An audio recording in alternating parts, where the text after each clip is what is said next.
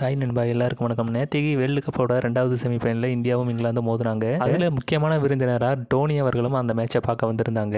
இப்போ நம்ம தலை தோனி வந்ததை வச்சு ஒரு விஷயத்த ட்ரெண்டிங் ஆகிட்டு இருக்கிறாங்க. அது என்ன அப்படிங்கிறத பார்த்துடலாம். தலை தோனி பார் ரீசன் அப்படிங்கிற இந்த ஒரு விஷயத்தை வச்சுக்கிட்டு தாங்க இந்த ட்ரோல் அப்படிங்கிறது பண்ணப்பட்டுக்கிட்டு வருது. நேத்திக்கு நடந்த அனல் பறந்த செமிஃபைனல் மேட்ச்சில் இந்தியா 7 ரன் வித்தியாசத்தில் ஜெயிச்சிருப்பாங்க. அது மட்டும் இல்லாமல் இந்தியாவுக்கும் இங்கிலாந்துக்கும் இதில் 7 விக்கெட் அப்படிங்கிறது போயிருக்கும். இதில் அடுத்த விஷயம் என்னென்னு பார்த்தீங்கன்னா, சஞ்சு சாம்சனும் ஜாக்கோ பெத்தலும் அவங்களோட டீமுக்காக 7 சிக்ஸ் அடிச்சிருப்பாங்க.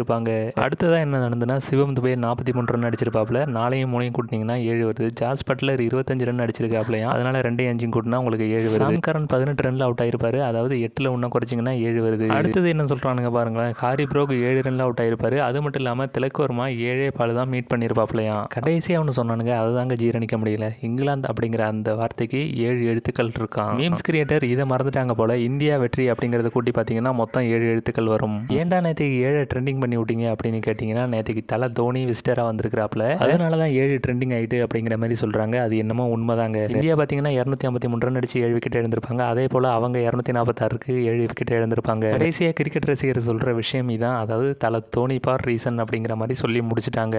நேற்றுக்கு மேட்ச்சில் 7க்கும் இந்தியா ஜெயிச்சதுக்கும் ஏதாவது தொடர்பு இருக்குமோ?